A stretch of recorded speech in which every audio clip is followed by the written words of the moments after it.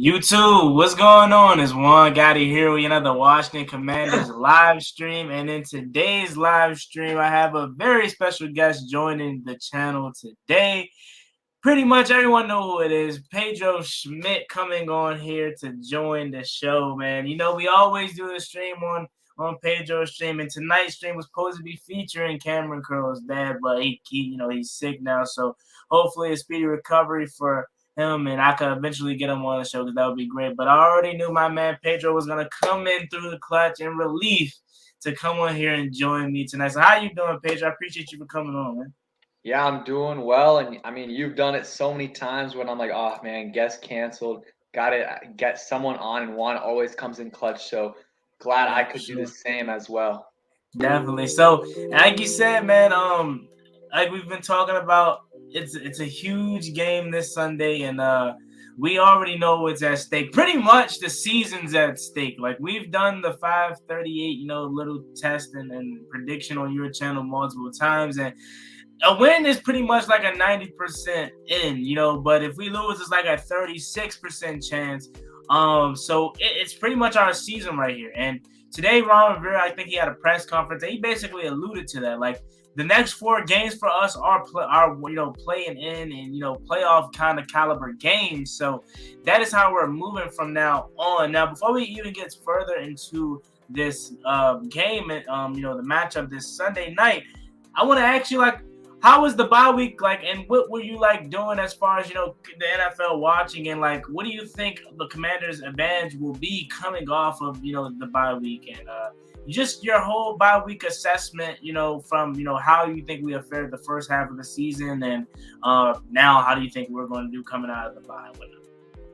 Well, first off, I mean, I know you talked about it in videos. We did a stream on it. I made a video about it. Like, the playoff or Sunday was a good day for the Commanders, just in terms of Seahawks losing, Giants losing, everything except for like the Lions winning was good for the Commanders, and the Commanders have a very good shot of making the playoffs if they win this game. And I think the bye week, I know a lot of players, and I talked about this today in one of my videos, that when the players look at the bye week, they're like, man, week 14, we got to wait till week 14. But I think it's an advantage because you really think about it.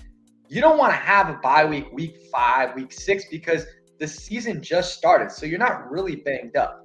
But having a bye week 14, I think is an advantage because the teams are the most banged up they're going to be is right now and moving on to for the rest of the season. So you're getting a bye week right now while everyone else is still playing. So you're going to be the most fresh team along with the other teams on this bye week. You're going to be way more fresh than other teams, and your team's going to be able to get healthy. And we had a lot of guys that had minor injuries that might be able to come back this week because of the bye, or because they gotta just sit out the whole week. Benjamin St. Juste might be back. Trey Turner might be back. Sam Cosmi might play. I'm trying to think of who else. I mean, Gibson got an extra week of rest on that foot. Maybe Chase Young comes back. And then Montez Sweat and James Smith-Williams. I mean, Montez Sweat, maybe he doesn't play if we had a game last week. But, because actually he doesn't play because he's still in concussion protocol. So he will likely be back. So that, I think, is really, really clutch in terms of the bye week, what it did for our health, and what it probably will do for our health going into this rematch against the Giants. Yeah, and I definitely agree with you as far as where we were placed for our bye week, because I was making a video back in May when the schedule was first released. I made a video saying going over the schedule, and I was one of the ones that were like, hey man, I like where the bye week is, because again, like you alluded to, you don't want an early bye week. You want a bye week that's relatively around this time, because if you have an early bye week, and then let's just say you have injuries down later in the line of the season, you don't have no time off to heal those. You got to play through those, and teams, and let's just say it's an important guy that if you had a bye week later in the season, they can miss it and don't have to miss a game. But let's just say you have a big game later in the season, and then your guy is banged up. He now is going to be out for that game, so that's huge, because We needed this bye week. Like, we had a ton of minor injuries, major injuries too, but we had a ton of minor injuries that allowed this bye week to clean it up. I mean, as you already talked about, Trey Turner, Antonio Gibson, Sam Cosmi, the big loss. And like I said on your stream, bro, Tyler Larson's injury, I'm hoping that it's not going to be a huge impact for us, but he was such a really, really good, stable backup center for us. He can start on any other team, honestly. Any team that doesn't have an elite center. We have two capable centers, and we have bad luck at the center position, man, because this is the second year in a row that both of our, starting centers, rather our first two centers, get out for season-ending injuries. It's a dislocated knee for Tyler Larson. So hopefully that can get healed up. And he, but his season's done, and now we're looking at Nick Martin. So that is definitely a concern, but hopefully he'll be fine. Hopefully, through this bye week and through practice, they can work. Because like the center has a lot of jobs. It's not just hiking the ball. That's one of the main jobs, hiking it and having good snaps. But it's also, setting the protection and, communicating with the quarterback and stuff like that. And, blocking, obviously. And you got to do so much as a center. So it's definitely a tough position. And you got to feel for the quarterback at times because you continue to change centers. But that's the major injuries. Another one that I didn't even know about until today was that Jamin Davis had thumb surgery through the bye week, but he will play through it. They already had planned the surgery for the bye week, so it was nothing that was a surprise there. And then you talk about Montez Sweat and James Smith-Williams. This week was good for them to not play because I'm pretty sure if they had to play last week or Sunday and didn't have a bye week, they probably would have missed it. But I don't even remember Montez Sweat sustaining a concussion. I don't remember what play, but I definitely remember him not being out there as much as he normally was.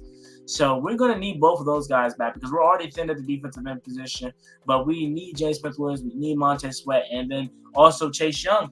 Like I told you, I think this is the week that he has to play for me, at least. If he doesn't play this week, I'm done talking about him for this year. See him in 2023. Now, again,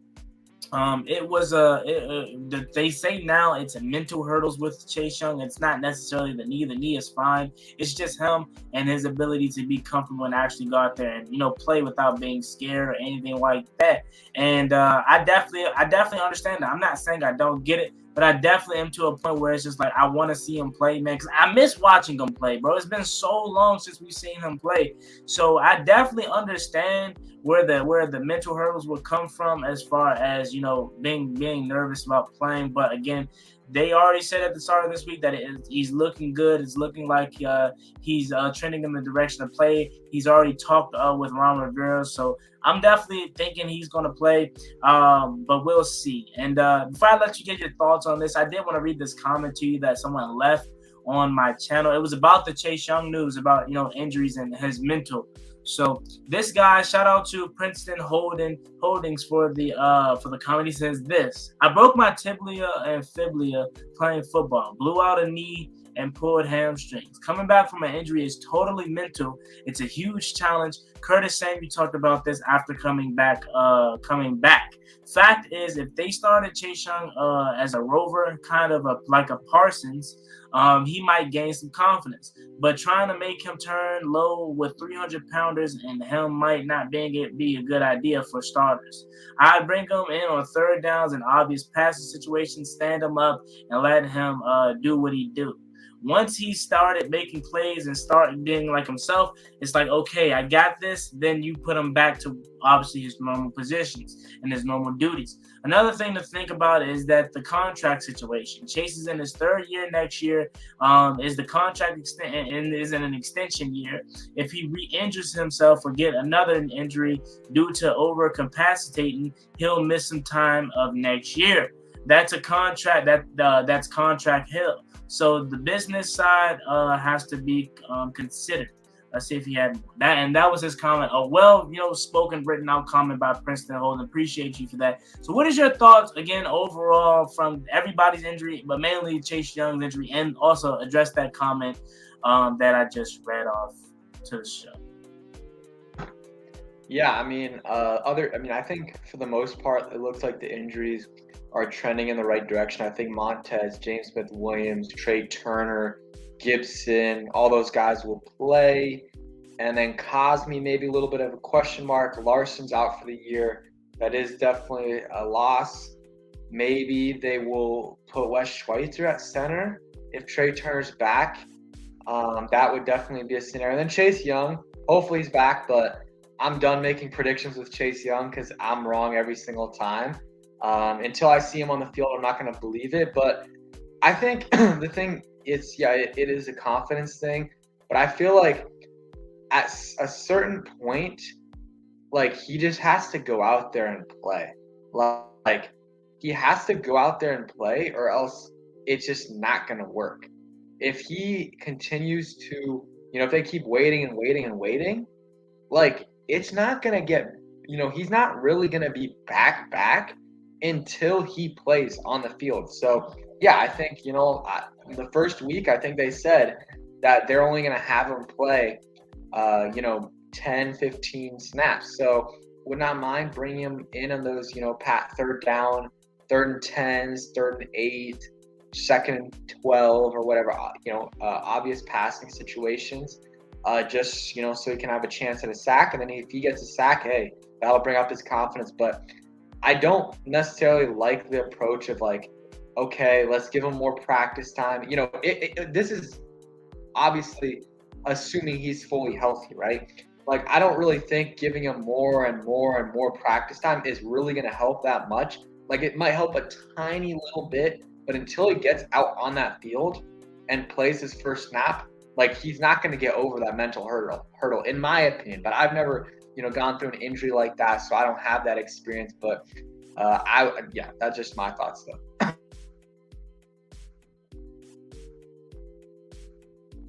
You're muted for me.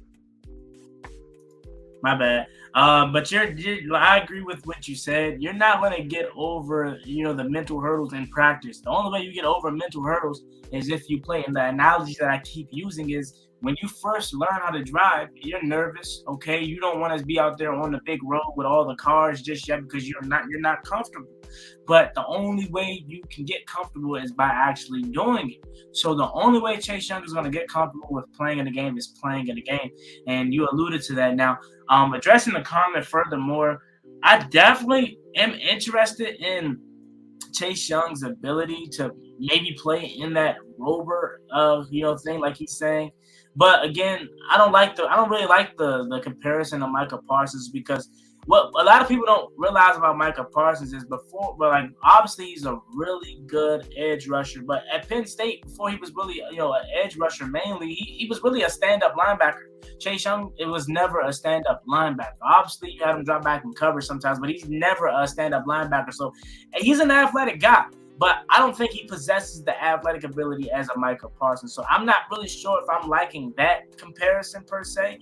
But having him in a position to where he doesn't have to, necessarily block 300-pounders or get past 300-pounders right off the rip, I'm pretty sure Jack Del Rio is creative enough to probably draw up some type of plays for him. But as far as being like that Micah Parsons type, he doesn't possess that kind of athleticism, especially coming off of a knee injury, and he's way more heavier than Micah Parsons. I don't know how much Micah weighs per se, but obviously he's a quick guy. He's swift, he's fluid in his movements. So I don't know what I say about that, but you possibly could think different. What do you think about that part of the comment? Yeah, I think they're different players. I would keep Chase as the edge rusher. And honestly, that's kind of what they've transitioned Micah to. Like, he still plays in coverage, but he is more of that edge guy now. But coming out, he was a linebacker in college, pretty much. He was just a linebacker, and he would rush the passer. And then last year, because of injuries, they tried him out on the edge, and it worked perfectly. And he was able to do that well at Penn State as well. Yeah, and I just looked it up. Chase Young is 265. I don't know what he's currently now, but according to the end, he's 265. Michael Parsons 245. So that's a 20-pound difference, and obviously I don't think they are two different players. So I definitely agree with that. But we're gonna take a pause into the action and tell you guys to go ahead and check out Pedro's channel. He's on the road to 10,000 subscribers. I'm sure Brian Harden has already placed the link in the chat, but I will go back and obviously put it in the pinned comment. So please go ahead over there and subscribe to Pedro. He is on the road to 10,000 subscribers, trying to get there before the end of the year. And now let's get back and enjoy. DeAndre Taylor, I appreciate you for the super chat, my guy. He says, boots on the ground, 10 toes down at FedEx Field. Yeah, I definitely agree, man. Like, it's locked. We got to lock in, man. It's time. No more playing around. It's literally the season's pretty much on the line. And we talked about this every time we get on your show since we led up to this game. The season's on the line here. Washington, 90% pretty much chance of making the playoffs with the win, and a 30% chance of making the playoffs with the loss. So it's definitely time. It's no time to BS. Taylor Heineke, Scott Turner has to be on their P's and Q's.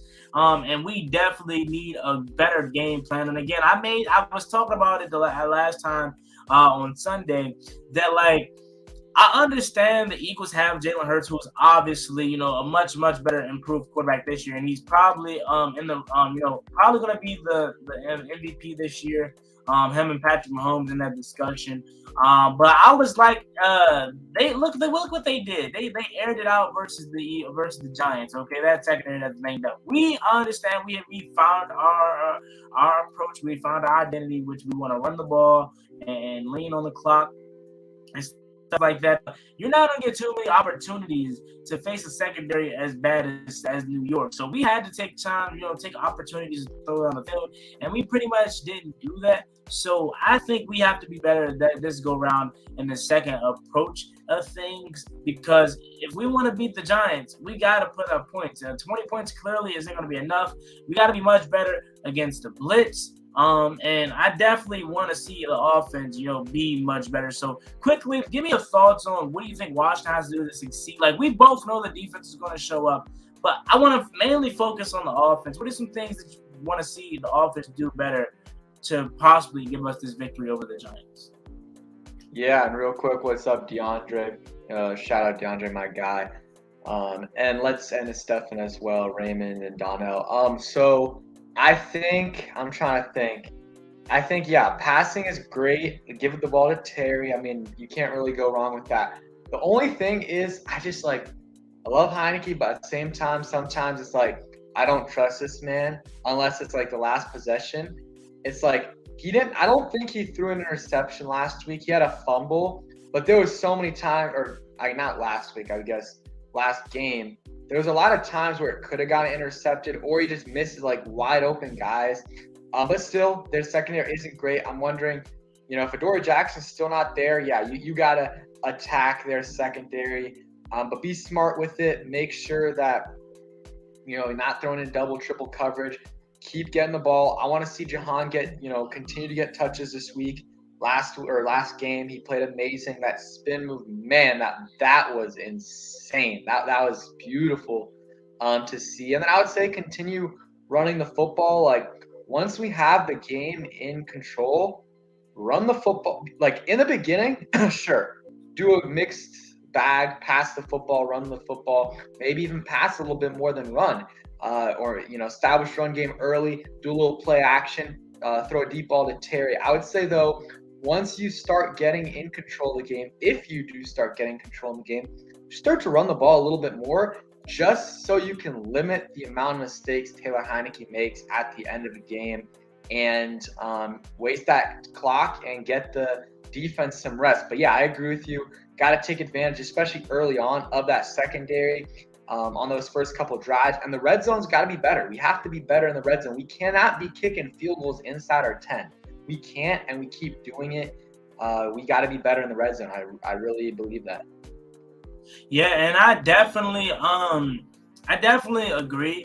But another thing I want to add to it is, when we get up, we gotta continue to go for the kill. We gotta continue to step on throats, man. Because anytime we get up, by 10, by 14, by even 7, we tend to lay back and get relaxed like the game is over. We have to have that killer mentality, man, if we want to find a way to beat the Giants and just win games from here on out. Because if we continue to let teams hang around like the Giants, the teams that you should have put away, then you're going to lose, okay? Or in that case, you're going to tie like the Giants. You should have really, if you played a much better team, not like that aren't the Giants, you're losing that game, okay? You had countless opportunities to win, even though you made countless mistakes. If you play a better team like San Francisco, maybe even Cleveland, you'd probably lose that game. So you need to go for the kill. You need to continue to put your foot on their necks when you're up. No need to relax until the clock is, say, triple zeros in the fourth quarter and your team is winning, okay? Other than that, Scott Turner, we got to have that killer mentality, man, if we want to win and actually make some noise. Now, let's transition to taking a look. I typically do this every day or every time I do have my live stream in the morning, top of the morning. I go over the playoff picture, and we're going to do that here today. And we're just going to talk about what we see and what we think about the NFC playoff picture here. So, as you can clearly see, guys, on your screen, you have the playoff picture pulled up here, and obviously the Eagles, they clinched the playoff spot, and they're the number 1 seed, and I pretty much see them, pertaining that. The only team that's a threat is probably the Cowboys. I don't think the Vikings are a threat. They lost to the Lions, and we'll talk more about the Lions because they are a team that you have to worry about now. But they lost to the Lions, and that pretty much put a nail in the coffin for them to possibly get the 1 seed because they already are a game behind. They already had lost the head-to-head matchup to the Eagles, so they're pretty much 3 games behind the Eagles. Then at the 3 seed, you got the 49ers that are 9-4.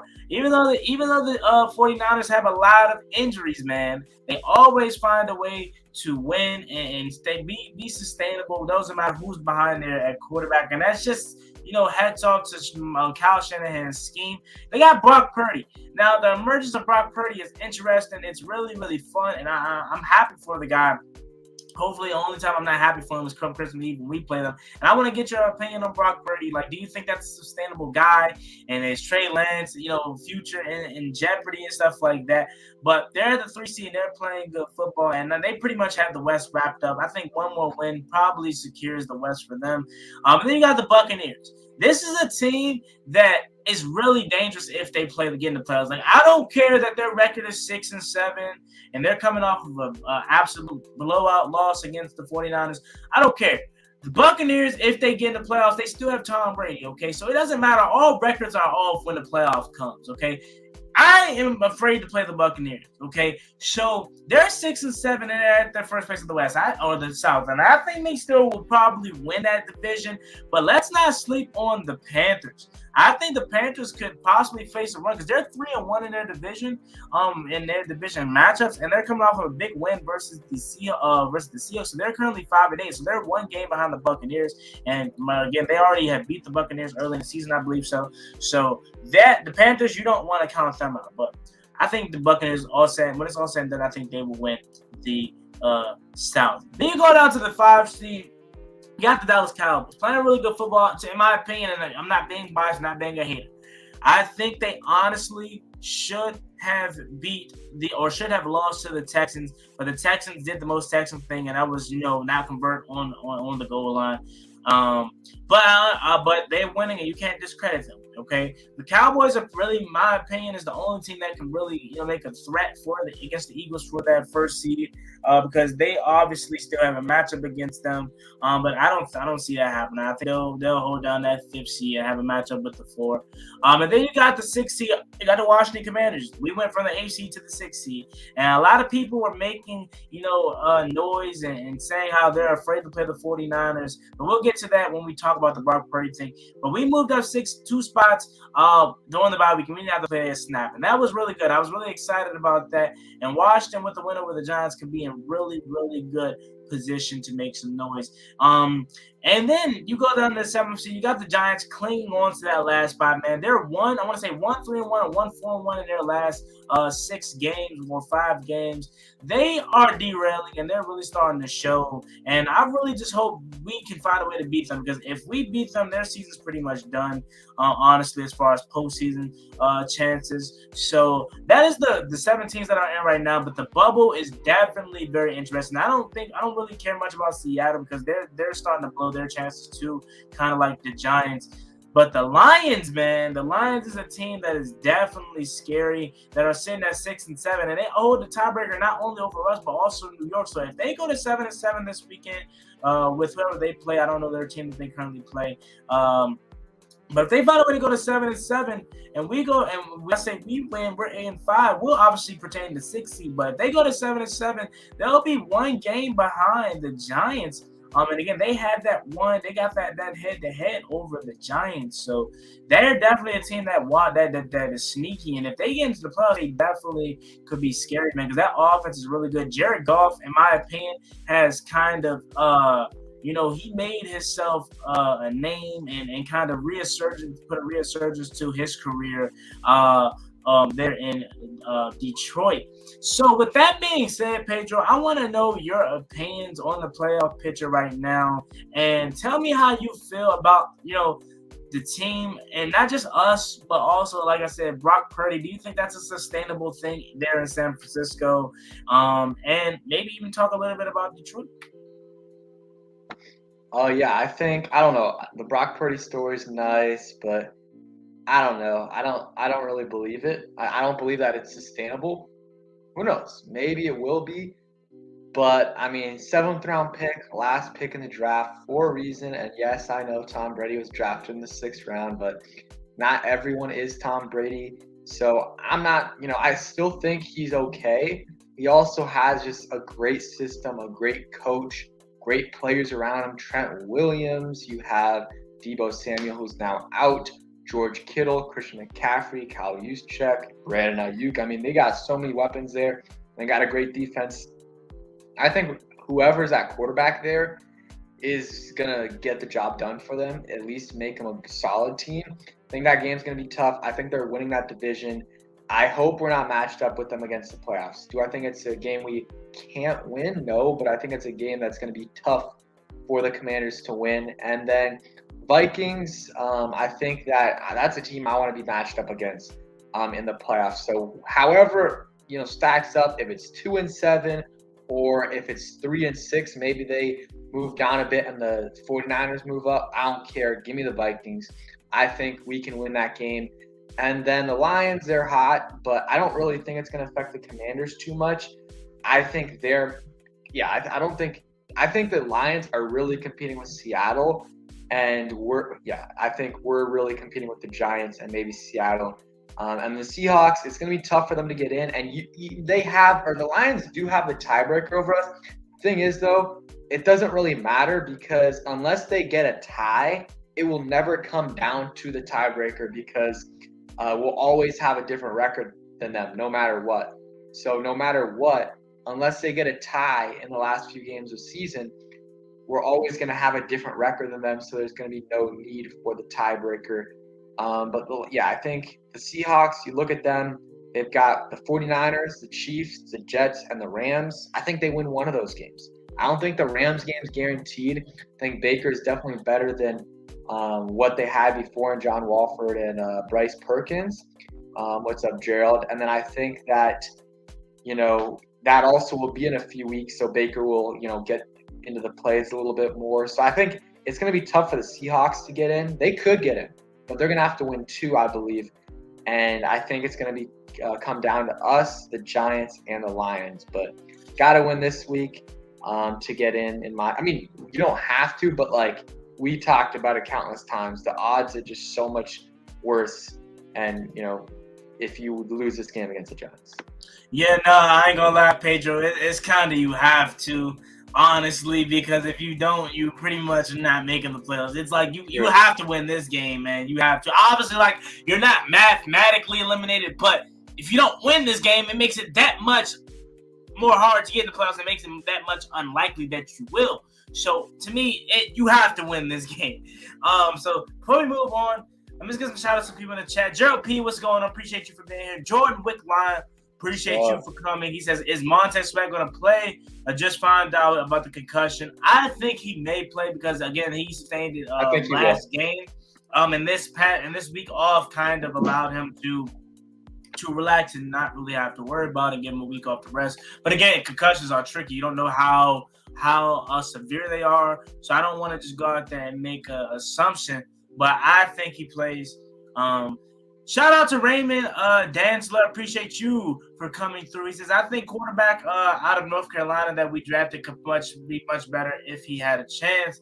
I know a lot of people like the Sam Howell, pick, and they want to see him badly. But if anything, you'll see him back next year in the preseason or something. But they're not going to put him in no time soon. Obviously, we're in a predicament that we can make the playoffs. I am interested to see what Sam Howell could be, but obviously he isn't ready yet. Stephen Sanchez, he says full stadium since the red sign era. Do you think, Pedro? Obviously, we know the Giants fans are gonna infiltrate, but do you honestly think the stadium is gonna be packed? Are you intrigued to see what it looks like, man? I know we keep talking about it, bro. I want to go so bad because I have a feeling that this is the game where we get that old Commanders or old Washington feel to it, where it's like this is our stadium. I don't know what it's gonna look like, but I'm assuming that's the feel that it's gonna be. This is our stadium. It's gonna be probably 80% burgundy is what I'm assuming and what I hope to see. And how do you think it's gonna turn out, man? And again, I know we keep talking about wanting to go so bad. I just wish someone just dropped 2 tickets on us, man, to let us go, because I want to be there because I already have a feeling that it's gonna be live. Yeah, man, I was trying to get the tickets that Jonathan Allen was giving away, but wasn't able to get those. But I don't know. I think there'll be a lot of people. I think the Sunday night game, it brings more hype and more national attention. But I do think it makes it harder for people to go because Sunday night game's gonna end at 11 or after 11. So realistically, you're not going to be able to get back to your house until 12:31, and it's the next day is a work day. So I think if it would have been at 1, I think there would have been more people there. But I think in terms of a national hype and stuff like that, obviously we're going to get more attention since it's Sunday night. I think there'll be a lot of people there though. It is, the atmosphere is going to be good, and I'm hoping, like you said, it's 70-80+% Commanders fans. And I think I think 70 would be great because usually it's okay, it's 50-50, and with the division fans, usually it's worse than that. So if we can get 55, if we can get 60+% Commanders fans, I know that's oh man, it should be way more, but what we've had, when we play the Eagles, it's 70% Eagles fans. So hopefully we can get 60, 65, 70+% Burgundy fans there and just be loud, be super, super loud. And who knows, maybe I'll end up going, but probably not unless I somehow get a ticket or find a cheap ticket. Yeah, I mean, man, I definitely just want to go. I definitely am interested to see what the stadium looks like on Sunday night. But now transitioning to another topic here, or actually back to the comment section before we're going to finish answering these questions. Let's see, where do we leave off here? Oh, Brent Collins, he says anxiety needs to be replaced with confidence. Yeah, I mean, I definitely understand where you're coming from, where you're we shouldn't be anxious, we should be more confident. But again, we're Commanders fans, bro. This team hasn't really gave us no reason to be confident that they're just gonna go out there and take care of business. So I'm gonna be a nervous wreck come Sunday. And then what makes it worse, it makes my anxiety and nervousness worse, is that we have to wait all day. We gotta wait all day for the game. So I'm gonna just be walking around watching the early games, just nervous, shaking and just nervous because it's we gotta wait all day long, bro. And then once that game kicks off, oh boy, it's crazy. I want to go so bad. I know I keep saying it like I'm gonna just speak it into existence, man. But I just know it's gonna be crazy. But Stephen Sanchez, he says GOAT plus GOAT, man. Shout out to you. I appreciate you for Shout being out. here. Thank you so much. Raymond says, I like Rashad Wild Goose, Ed Nickel. Yeah, I mean Rashad Wild Goose was cool. But the problem was he picked up too many penalties, man. For me, and he was getting cooked a little bit. But I definitely liked him more than I do Christian Holmes. And Danny Johnson's cool too. But we need a nickel corner. Like, we need a legit nickel corner. So out of the three options that we have, I think veteran-wise, Danny Johnson may be better because he's been there, he's done it. But I think honestly, upside and talent-wise, it may be Rashad Wild Goose. But what do you think about Rashad Wild Goose? I don't know. Honestly, like, none of the options are great. I would probably stick with Danny. Had the interception in the Vikings game and honestly played all right. I feel like last game against the Giants, Wild Goose, he looked okay for a few weeks, then was getting burnt in the penalties, and then what pissed me off in the last game, he had 2 special teams penalties on one play, offsides and a holding, and yeah, that was bad. And then later, what got me upset too was Percy Butler has a stupid penalty. It probably could have cost the Commanders the game, because they could have started off like at the 40-yard line instead of the 12, and maybe they score a field goal before the end of the game and win it. But so Percy Butler gets a penalty, and Rashad Wild Goose is yelling at that man on the sideline, and I'm like, anyone but Rashad Wild Goose, because this guy just got 2 penalties on one play. Like, I don't know how that happens, but he did. But yeah, that's a position that they're gonna have to address. I mean, honestly, healthy, like, the cornerback room has been good, honestly, or at least solid with Benjamin St-Juste, Fuller, and McCain, but they have no depth.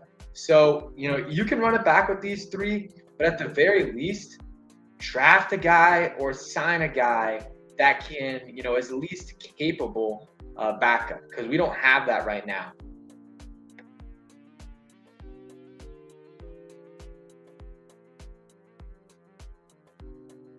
I think maybe the veteran route. Yeah, maybe the veteran route possibly.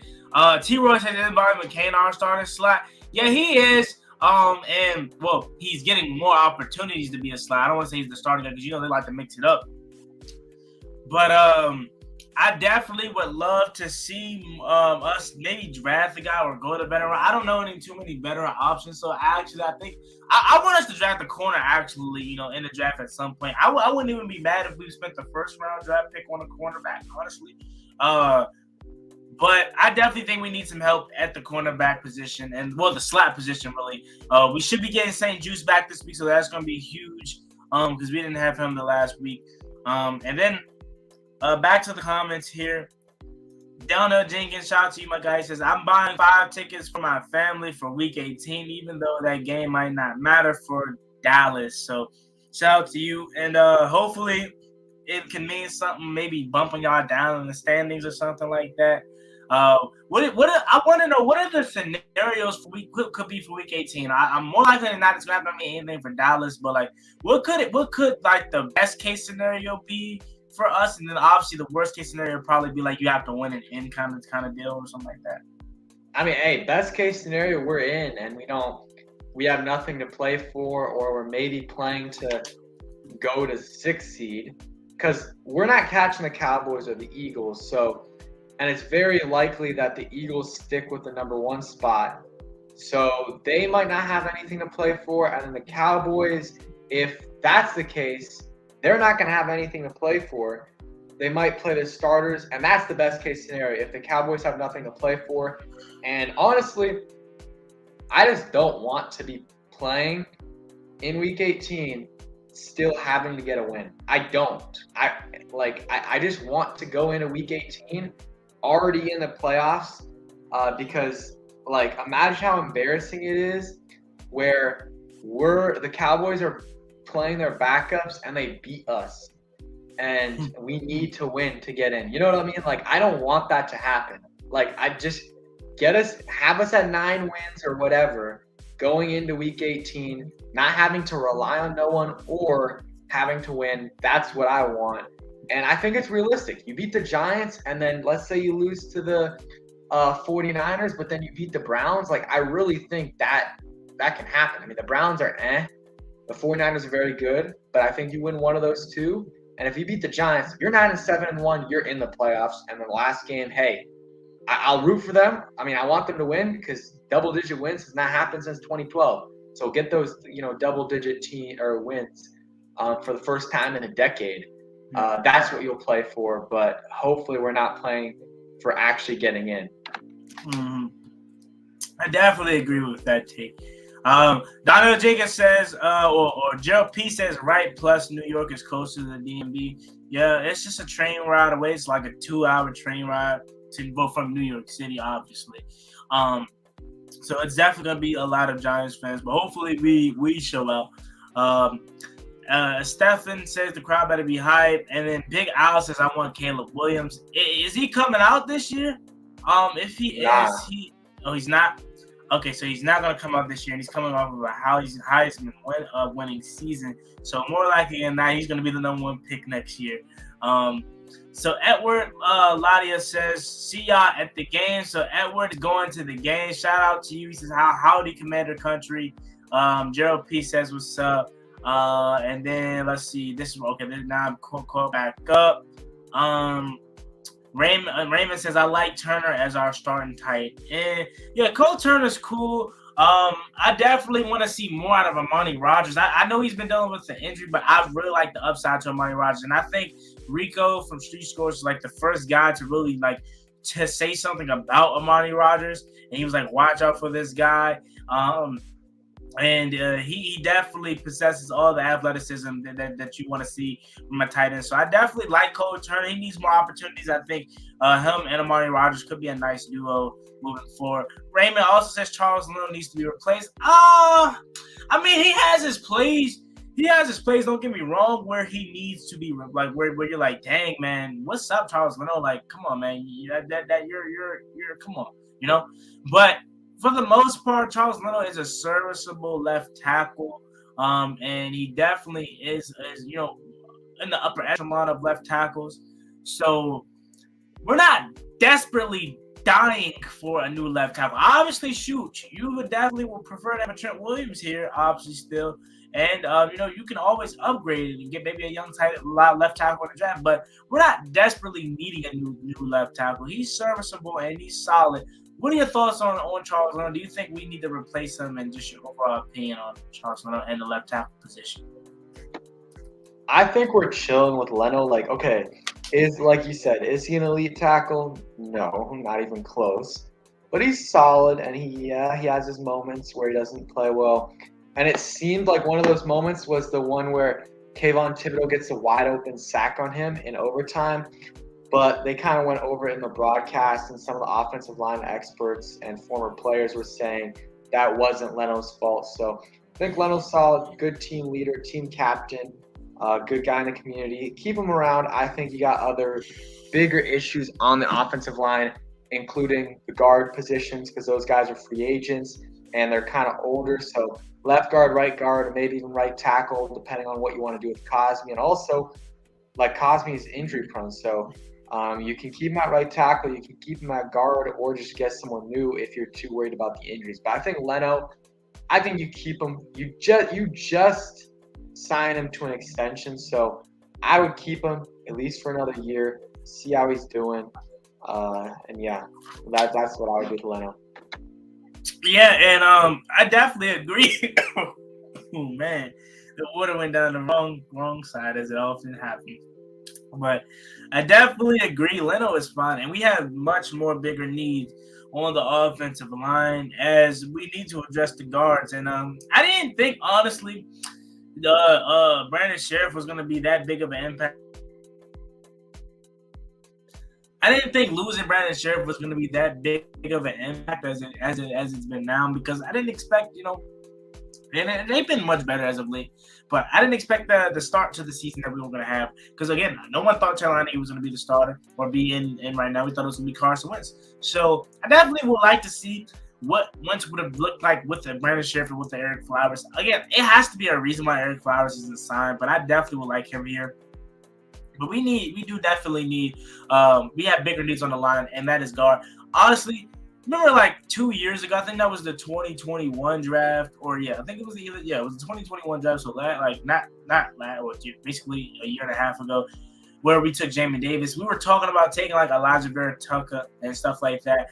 Or Christian Darrisaw too.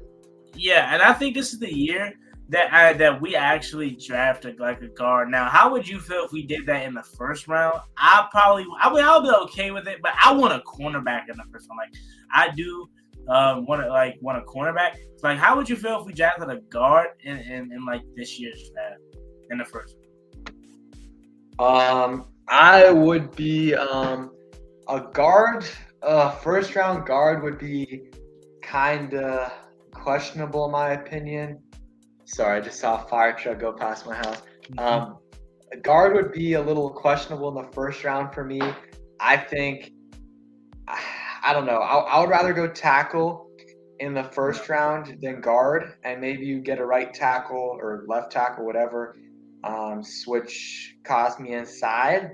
I would not mind that. And then guard, second or third round is a little bit better value. But if it's an elite guard like a Quentin Nelson, okay, I'm all right with that. Yeah, I mean, I'm not the biggest fan of a guard, but again, if we go on the trajectory that we're at, and I think we may have a good chance to get to the playoffs, we're probably going to have like the 22nd, 23rd, maybe 25th, like around that range of picks. So we're not in a position to really draft obviously a quarterback or stuff like maybe, because this could be a deep quarterback draft, but maybe we're not even looking for that. I think probably cornerback. So maybe I'm definitely not like the biggest on drafting lineman unless it's a left tackle in the first round. But if we're in the 20s, like the late 20s, mid to late 20s, and we draft a guard, I wouldn't be that mad about it. But I definitely 32? Would prefer to. Yeah, I would definitely prefer to be 32 because that means we won the Super Bowl. And if we take a guard at that position, I would definitely not be mad about that at all, right? So that's my take on the offensive line, really. Donna Jenkins says Pedro came in clutch like Kobe. Definitely did. Shout out to Pedro. Make sure you guys go subscribe to him. His link is in the chat. So shout out to you. Appreciate you for being here. He's on the road to 10K. So get him there before the end of the year. Raymond says we should just sit Chase Young down the rest of the year. And we already gave our takes on that at the beginning of the stream. Now, look, like I said, if he doesn't play this week, I'm done with the Chase Young watch. Just bring him back next year. But again, I would definitely agree with this comment wholeheartedly if it was still his knee. Like if they were still saying, all right, the knee isn't where it should be, he's not looking that good in the cutting and stuff like that, then I'll definitely agree with that wholeheartedly. But the fact that it's just mental gives me a real chance, and let me be a little bit more, less harsh on him. Because it's mental. Again, the only way you get over mental is by playing. So that allows me to feel like he is going to play. But other than that, I definitely, if he doesn't play this week, we should just hold him out. Raymond says the 49ers are going to be tough. Definitely going to be tough. But again, if we have to face them in the playoffs, the thing that's going to give me confidence, whether we win versus them or not in the regular season, if we in fact have to play them in the playoffs, what's going to give me confidence is that we already seen them in the regular season. It would be different if we were just facing them in the playoffs and we haven't seen them, but we've seen this team. We're going to see the team. So that's 2 chances that we play them in less than a month. So I definitely am not going to be that nervous, especially with Brock Purdy probably being the starter. I'm not going to be too nervous. But Deebo Samuel, he may miss the first matchup against us in the regular season. But he's probably going to be back for the matchup in the postseason. But what scares me and what scares us the most, and I'm pretty sure you guys know that, isn't the offense, it's their defense. And that defense is really good. So I definitely would prefer to face Minnesota. But if we have to face the 49ers, I'm not going to be too nervous because we've seen them before. And we'll know how tough that defense is because we'll face it in the regular season. Alante says, what's up? What's good, Alante? Appreciate you for being here. Sean White says, what's up, y'all? Appreciate you for being here. And again, Brian Harden, thank you for putting the link. He says, let's get Pedro to 10K subs. Yes, sir. Go ahead and subscribe to my guy. He's on the road to 10K. Let's go back down here. Big Al says it's all going to come down to our O-line. I definitely agree. I think this go round will be much more prepared for the blitzing that the Giants will have for us. So I think we'll be much more prepared for that this time. Gerald P says we gonna get San Francisco QB Cuddy. Hopefully we can get after Brock Purdy and make him feel it, and we can actually win that game. That'll be great. But one at a time, we got to worry about the Giants. Stephen Sanchez says, if we trade up for WBU, who y'all think would be the best fit and option? If we trade up in the draft, what is WBU? I guess it means trade up for I don't know. Sorry. Maybe quarterback? Yeah, if we trade up for possibly a quarterback, whatever, that's the only reason I see us trade up. Like, we already good at wide receivers. Okay, no one is probably going to be screaming to take off a guard, be screaming to get a first round guard if so we have to trade up. And again, you don't need a tight end. Well, you could use a tight end, but I don't think there's any first round tight ends. Defense is pretty solid. The only thing you could probably trade up for maybe a linebacker or a cornerback, but those aren't really worth trading up for, really. So the only way you trade up is if you trade up for a quarterback. And looking at the draft order now, it's Houston 1. I think it's then going to be the Seahawks 2. Those teams are quarterback needy teams. I know they want to rework Geno Smith and get him a new deal, but those teams are quarterback needy teams. You got teams like Carolina that's going to be ahead of us. So are they willing to trade up, trade with us? I don't think so. So I think Washington's going to probably end up taking a cornerback and probably not trading up, because we're really not the regime to trade up. Like, when is the last time we traded up? Under Bruce Allen or not Bruce Allen?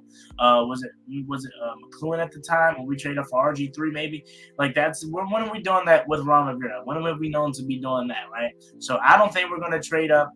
What about you, Pedro? What is your take on if we trade up? What would you do?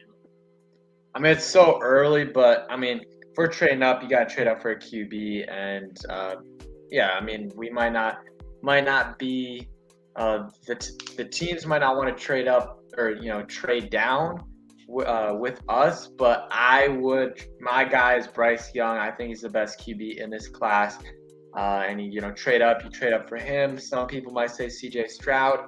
There's other guys as well, and if you don't do that, hey, then you still get a quarterback in like the second or late first. Maybe Hendon Hooker, maybe sits a little bit. There's other guys as well. And then I just think quarterback is you could still draft a quarterback this year, because we do not have a quarterback of the future. I mean, I know some people like Hal, but I don't think Hal is going to be a franchise quarterback. Who knows? Maybe I'm wrong. But that is my thought right there. And I don't think we need a receiver. No running back in the first round. So, I mean, it would really be cornerback. It would be corner, maybe tackle in the first round. And there is a tight end. I forgot his name, but he's from Notre Dame. That is going to be like a top 10 pick, but I don't really want to spend that much on a tight end. So I would probably go cornerback, tackle, QB. Those are my three positions to go in the first round. Yeah, and JC says if we're in by week 18, we should play Hal, or we might play Hal to see who's good. I definitely would do that if we're in by week 18. I definitely would do that, but I don't know if they will. They're probably gonna play Carson or play. Yeah, I would do that. I would do that, but I don't. I agree with you. Like, I don't know if they would do that. So, or maybe what they could do, just to make it better, is like, okay, we're gonna play once a half, and then we're gonna play Hal a half. I would like that. I wouldn't mind that at all. Just to get both of them. What? Yeah, no, I was about to say I would personally just play Hal the whole game. Like, it's no need to play once a half, in my opinion. Yeah, I agree with you. Like, that's what I would do, but I don't know if they would, like, I don't know if Ron would do that, though. Like, I think he would be more likely to play each a half than just to not play once at all, because I feel like, Ron's like a guy that's going to appeal to the veterans, and he might just want to get Wentz in, but I don't know. Yeah, DeAndre Taylor says, seriously counting on the Giants and Browns games. Yeah, I think those are winnable games, and we definitely have to take care of business in both of those games. Douglas Jones says Hooker is too old and he just had a terrible injury. Yeah, I wanted Hunter Hooker for like in the late rounds at first. Once I saw him tear his ACL, I was like, yeah, he's done. Like he may get drafted, but probably obviously not where he was originally going to be at one point. So Douglas Jones says, "What is the last? This QB is going to be the next Hall of Fame gamer trade the farm for him. One that actually hit Andrew Luck, Peyton Manning. Yeah, that was probably the last time. Yeah, that was probably the last time is Andrew Luck. Because I know the 49ers, I don't want to say they necessarily traded the farm for Trey Lance, but when has he shown anything to be like, oh, he's the next, Hall of Fame guy? Not really. So I think, yeah, Andrew Luck is the last time that we've seen that. So yeah. Gerald P says quarterback Daniel Jones better get sacked a lot Sunday night. Heineke run more and be alert with QB pressures. Yeah, definitely. I think that's the thing that kind of is pissing me off pissing me off right now about Heineke is that he's playing like Taylor to an extent. He's not though, because Taylor, what made us fall in love with his game was his ability to rush, and use his legs and be just reckless and play like it's his last time playing again. I don't think he's playing with that approach necessarily anymore because he's comfortable, and they came on and said he's the guy. So I feel like he's trying to preserve his health, which I'm not mad at because obviously we need him to be healthy. But again, a big part of his game, with him not being the most athletic, with him not being the strongest guy, the biggest guy, it's stuff like his ability to run and extend plays and just play reckless and stuff like that. So I think if he gets back to just playing like Taylor, we will be in good business. Douglas Jones says cornerback, O-line, especially interior O-line, linebacker, and tight end are the biggest needs for the first round. I definitely agree. Cornerback and O-line, like I said, is the biggest biggest needs really. And Douglas Jones says our tight end room is absolute awful. Need tight ends badly, but I wouldn't use a first round. I disagree with that. I don't think our tight end room is awful. I think we have some talent. We got some young talent in Cole Turner and Monty Rogers. I just think it's the lack of Scott Turner getting those guys involved, man. If we can get an offensive coordinator here that's going to get his tight ends involved, I think we could see a big emergence from those two guys because they both show flashes, mainly on Monty Rogers. Let's see here. Stefan Sanchez says, what happens to Carson Wentz after this year? We're probably going to cut him more likely than not. And he'll go on about his business and probably be a backup. And then the last comment before we switch to the last topic here, he says, what is the weather report for Sunday? I'm not sure. I'm pretty sure it's going to be cold. I could definitely check out that for you right now, though. This Sunday, it's going to be, let's see here. This Sunday, the weather for the game is probably going to be like it's going to be like 26 degrees, and that's probably like in the morning time. So probably like around the late time, yeah, it's probably like in the 20s, high 20s, low 30s. So it's going to be a really cold one. But yeah. So the last thing I want to do, as you know, we kind of do this from time to time, is we play this game called Wordle. We'll try to do this quickly, and then we'll let Pedro get up out of here. I appreciate you for coming through. But we'll do the Wordle here like we definitely do from time to time here. And we'll start with let's see, this is the easy version, and then we'll do one hard one. Do you have that you want to start with first? So it's offensive players. I'm going to have to go with a commander. Let's go. I'm gonna go. Gonna go receiver. We'll go Terry. Yeah, and typically these aren't a good guess. It's really not a command. It's never this. I always say it's never this. So that wasn't a good one. It wasn't a good guess, but I just like to go commander player first, I guess. He's younger than 27. He's higher than 17. And he's probably a running back. Maybe Antonio Gibson. Well, he wouldn't be. He's not a commander though. Yeah, he's not a commander. Right? He's in the AFC. And you guys in the chat can help us. Well, I would Maybe. say he's younger. Wait, can you click out of the typing Oh, box?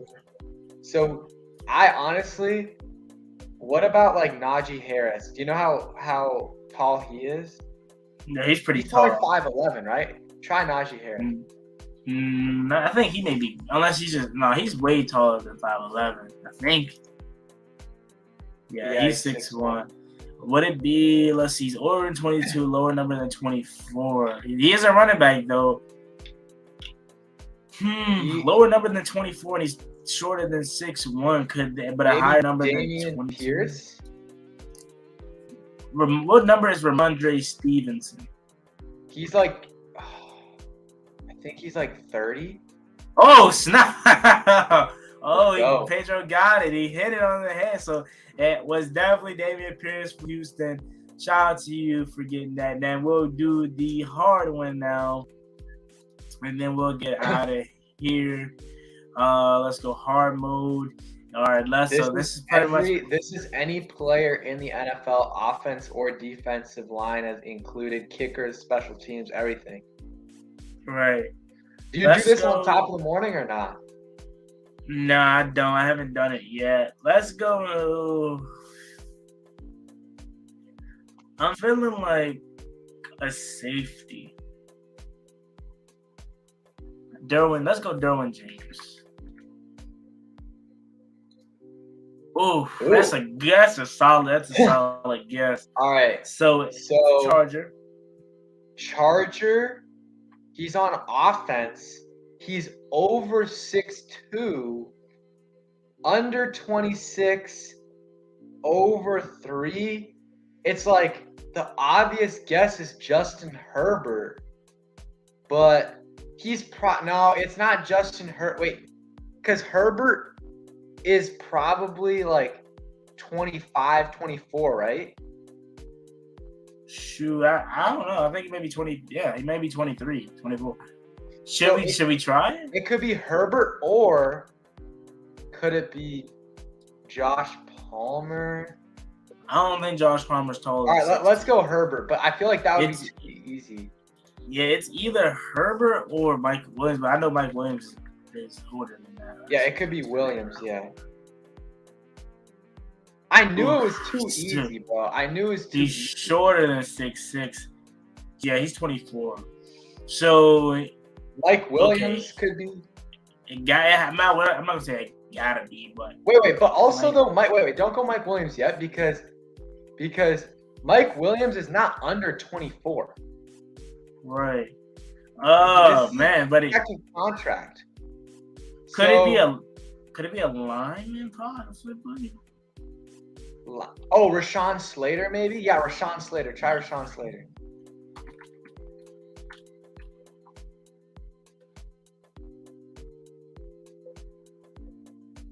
Try Zion Johnson. 6'4" though. We got a 6'4".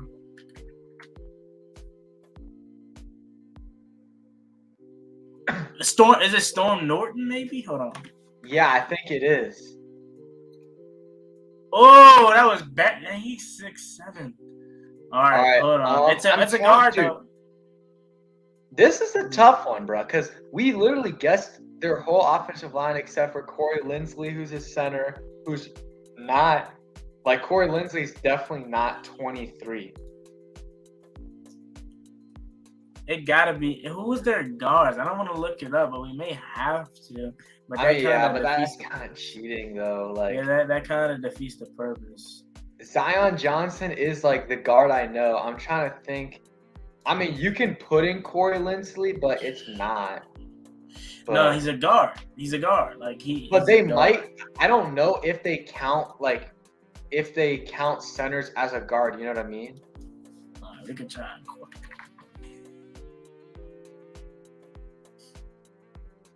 And I know he's way older than 20. He's way older than 31. That was a bad guess. Oh man, we have 4 guesses and we know it's one player. Like, we just don't know the name, honestly. Yeah, let's see if we can try to think about the Chargers line. Shoot, I don't know. I don't think we're gonna get it. This is tough. This is a tough one. It sucks though because we have all the clues. Like it's a pretty gettable one, but we don't have. We got the play. We got the age, the team, the division, the position, the height. Just don't have the number, but that doesn't really matter. 6'4". Shoot, I guess we just start guessing stuff. Let's see if I can try to use hints here. What happens if I type in the Chargers name? It's like, Nah. Oh, let's see. Anybody ring the bell? I'm trying to think.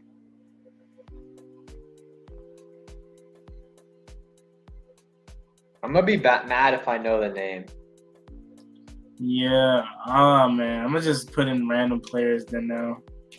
Why not? Dang, when we saw after we guessed Herbert, I was like for sure. Like I thought for sure it was either Slade or Zion Johnson. Storm Norton is not it. We already guessed him. Who's another? Zion Johnson is their right tackle? He's their guard. Guard? Who's their right tackle, man? I know that wouldn't be it because it's obviously guard. It's the guard though. Yeah, I know, but what's the jersey number? It is higher than 63. It's lower than 70. It's like 69. 68. God, what do we do? Just put a name, I guess? Yeah, just put in random guys. We're not getting it. Yeah, I'm interested to see who it is.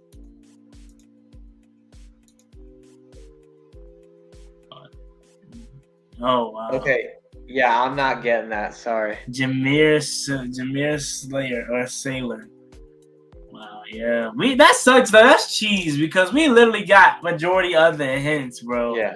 That's cheese right there. I guarantee you, no one, unless you're a Chargers fan or a diehard AFC West fan, you know that. Yeah. But all right, we're gonna call it a day. That was pretty fun, man. I appreciate you for coming on, joining the stream as always. Make sure you guys subscribe to Pedro's channel. He's on the road to 10,000 subscribers, and we definitely will get the link up there for my guy. Get him there before the end of the year. And any last words you have before we get out of here? Yeah, man. Appreciate you for having me on. It was a blast, and yeah, hopefully Commanders can get the dub this week. Sunday Night Football. Everyone will be watching, and who knows? Maybe Chase Young makes his debut. Yeah, definitely. And again, like I said, make sure you guys go ahead and subscribe to my guy page on the road to 10K. But as always, me and boy Juan Gotti, I appreciate you coming through and joining the stream tonight. Hit that subscribe button again if you haven't already. We're on the road to 5,000 subscribers. So please hit that subscribe button. And as always, your boy Juan Gotti, like, comment, subscribe. I'm out. Peace. Cross me one time, that's gonna get you pop. Get you pop.